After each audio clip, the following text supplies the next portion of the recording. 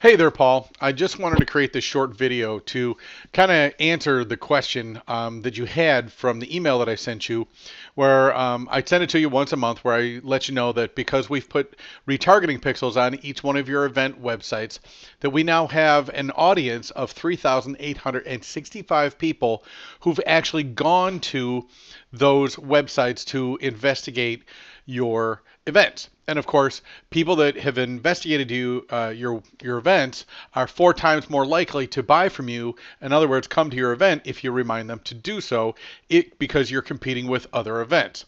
So when you ask me the question, so if we have these people's emails and we are already sending them all the info and offers we have, those emails we have are to the people that have already been to your events. That number, 3,865, those could be people who've been to your event that you have their emails and all that information, or it could be a lot of people that have investigated your event but have never gone to it. That's the difference. So what you're missing is that number, there's probably a high percentage of people that have investigated your event but have never been to it. And if we actually take a look at all websites online, that about 94% of the people that come to our websites never actually contact the business. In other words, they never actually engage the business. So what we want to do is we want to remind those people to actually come back and buy from us. So the way that we do that, and this is one of our traffic strategies, and this is why traffic is so critical to every business, is because each business needs new customers. We can't just rely on the existing customers. Like in a dance event, if they've been to your dance event 3, 4, 5 years, and then there's another event, they might just want to go to another event just because they want something new and different, not realizing that you guys change your events to make them interesting every single time. So what we want to do is we want to make sure that the people that come to your events keep coming back, and that people that are investigating your event and trying to make a decision to pick yours or to pick somebody else's, that they pick yours. So the question is, if you had a billboard and you were advertising on it, where would you want it? Would you want that billboard on a dirt road where only people that live on that dirt road are going past it and seeing your advertisement?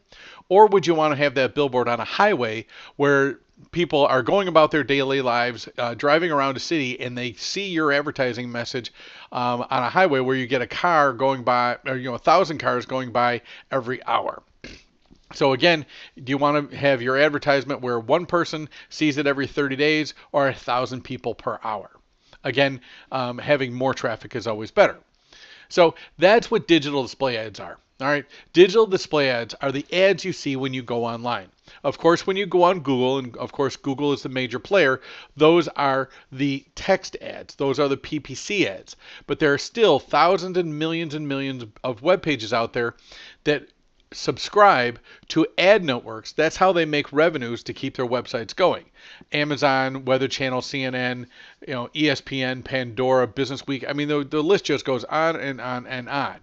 And basically what it is there are lots of websites with a lot of eyeballs so that people can actually see your ads, which of course is known as traffic. So the way that we take advantage of that is what we do is we actually design promotional ads for your event, like the next one you got coming up, which of course is Swingover.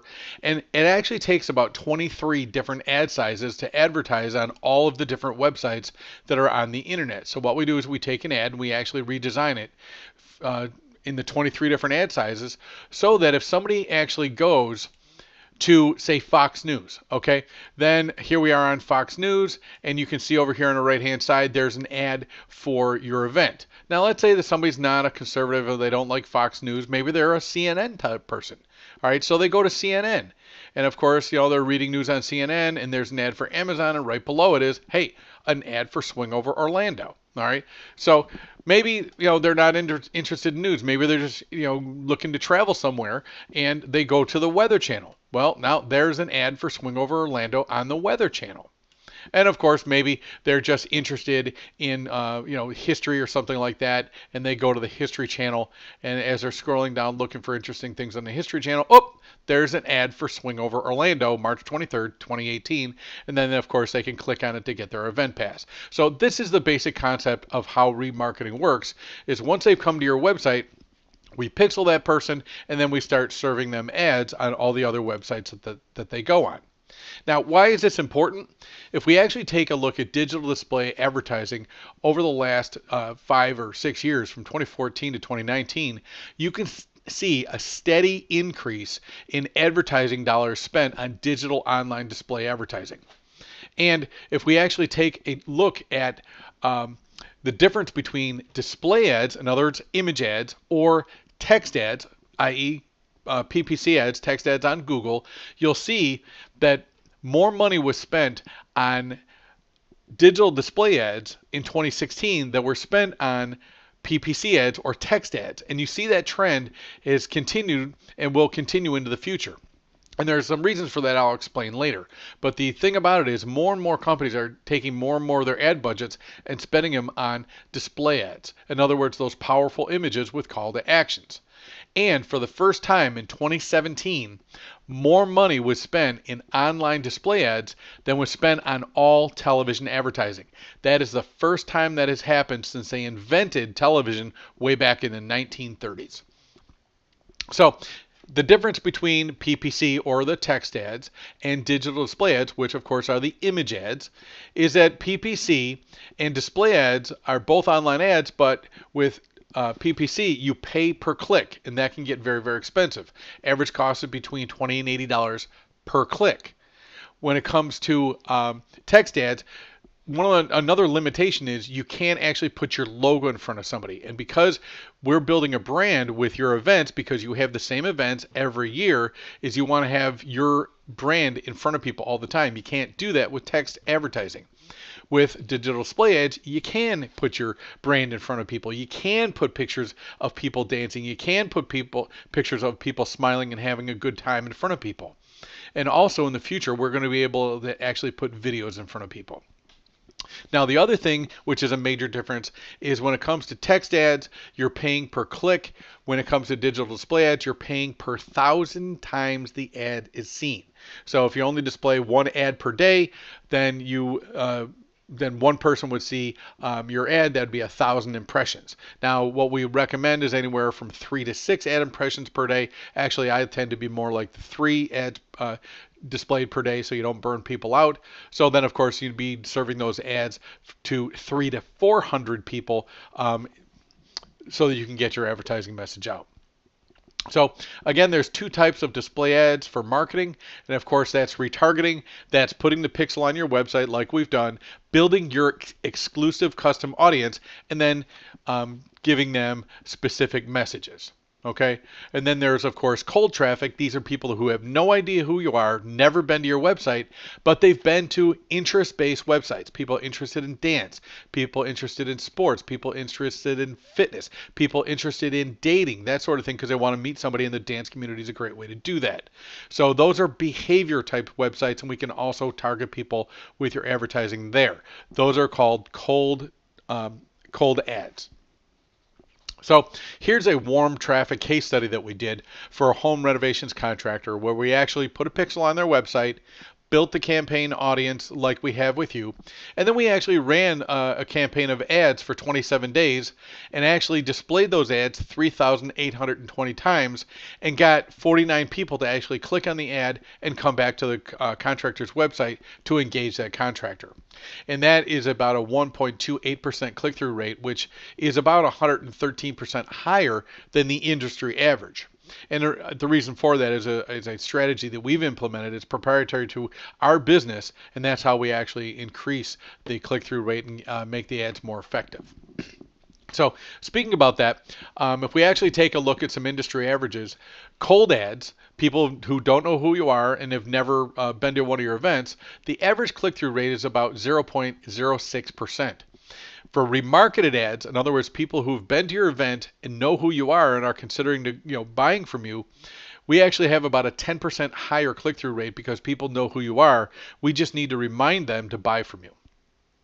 So if we take a look at PPC, or the text ad cost, for home renovations, it's about $22 to $51 per click. And of course, if we had 10,000 ad impressions, we should expect to get 60 clicks. So if we actually take a look at a warm traffic case study, what we found was that when people know who you are and they don't buy from you right away, we need to incentivize them. So call to action ads are the kind of things that will actually get people to actually click and buy from you. Whether that's a discount on a ticket, whether that's some sort of VIP pricing where they're actually getting an event ticket at regular price, but they get some extra bonuses thrown in like workshops, intensives, special seating, all the different things that we can offer them and still maintain our revenues. So here's our traffic story. Somebody visits your website. We capture 100% of the people that come to your website as opposed to losing 94% of them. And then, of course, that is your exclusive market, and we can start sending them messages for the next 30, 60, 90, or 120 days. In your particular case, because people are planning to come to your event 60 to 90 days in advance, it's important for us to be showing them ads for your next event that is 30, 60, or 90 days away. And why do 96% of website visitors never contact you? Well, once we put the pixel on them, we really know who they are, but we don't know what they want. And most people are looking for a good deal, some sort of incentive. Most people are looking for a reputable company that they can trust. And in your particular situation, that's they're looking for an event they're going to have fun at. They don't want to have a small, boring event. They want to have something they're going to have fun at. And then lastly, they're looking for a specific product or service. And by that, in your particular case, they'd be looking for a specific pro that they want to get with, like Jordan and Todd, or they're looking at somebody more local, like Demery or Derek, because they really like them and they've heard a lot of good things about them, especially here in Florida, or they're looking for a specific competition, any one of the Jack and Jills or Strickleys, or if they're brand new to the community and they're looking for a newcomer thing, a free newcomer to learn how to do West Coast Swing. All these things are specific products or services or different brands that you offer. And people are looking for those things. We've pixeled them. We know who they are, but we don't know what they're looking for. So it's important to put different advertising messages in front of them so that we can actually pique their interest. Now, here's the secret that your competitors don't know about. I have looked at the entire West Coast Swing community. None of the other events are remarketing their customers. This is a strategic advantage for you guys. Am I making the same offer to all the other events? Yes. Do any of them even pick up the phone, return an email, or call me back? Never. So, again, every visitor is a potential buyer. All right, so we have to put different advertising messages in front of people. These are some ads we've designed for the pest control industry, a lot of our clients in the pest control industry. We've got brand ads, we've got reputation ads, we've got offer ads. Again, the way that translates in your particular case, brand ads, specific services you offer, whether it's the competitions, whether it's the events, I shouldn't say events, the workshops, or if there are other things that you offer, like the pool parties, pizza parties, all things that people are going to think are a lot of fun. There's a reputation ads. These are images we can show of people having fun at your events. And then lastly, of course, your offer ads where you're actually incentivizing people. Now, the way that we do this, like I said before, is we actually create a series of different types of ads. And what we do is we actually show these different types of ads on a specific timeline. So we can show once they come to your website and they don't buy from you, then for the next 5 to 7 days, we can make an offer to them. Buy now, get a discount. Buy now, get an extra thing. Then if they don't buy after 7 days, we show them an ad showing people having a lot of fun at your events. And then 7 days later, we can make another offer to them. And after that, another 7 days, we can actually show them people having fun. We can show them some details about different workshops, different competitions, all kinds of different things that we can do. But the important concept is that we're changing the advertising message so people aren't seeing the same images, same offer, same message every single time, because what ends up happening is their brain will just turn it out. The term in the industry is called banner blindness. Most companies make the mistake of creating one ad offer and then showing it for 30, 60, 90, 6 months, a year, never changing their ad. And what ends up happening is once banner blindness sets in, that advertising becomes less and less effective over time. So the way that we short circuit that is we change the advertising message every 5 to 7 days. So now, why don't more companies do this? And like I said, even in the West Coast Swing community, I've seen that nobody else is doing this but you guys. But if I take a look at other industries, it doesn't matter what industry I look at, 99% of companies are not doing this. Why? Why do only the big companies like Amazon do this? Here's why. To design one ad set, and we need 10 of them, one ad set, and to do the 23 different ad sizes is going to cost about $700. So at $700 per ad set, and you need 10 ad sets, you can see that adds up to $7,000 right off the bat, just in design charges. And then to set up the 10 different ad campaigns on the 10 different ad networks, it's going to cost on average about $300 per campaign. 300 times 10, $3,000. So you can see just with campaign setup and with design charges, you've got a $10,000 investment and you haven't spent not a single penny on advertising budget yet. This is what wipes out 99% of all businesses. So it's part of what we do in keeping costs down is we've actually put together both the graphic design charges and the campaign setup. We've actually combined that into one program and significantly discounted it so that it costs about what it would cost to actually send a postcard to your existing customer base. So before I get into all those details, if you want more information on that, and of course, because I'm a West Coast swing dancer, I really want to help you guys out. I will actually cover the design costs and the campaign setup. You guys just cover the actual ad spend itself. So if that sounds like something you want to get more information about, call me on the phone or take a look at your calendar. You can actually go here to free ad meeting at Acuity and actually take a look at my schedule, and you can actually pick a time and self-schedule a meeting with me, and then I can call you on the phone so that we both don't waste each other's time. So again, if you want to implement this for any of your upcoming events, we can go ahead and do that. Give me a call or just go ahead and self-schedule a meeting. Hopefully that answers your question.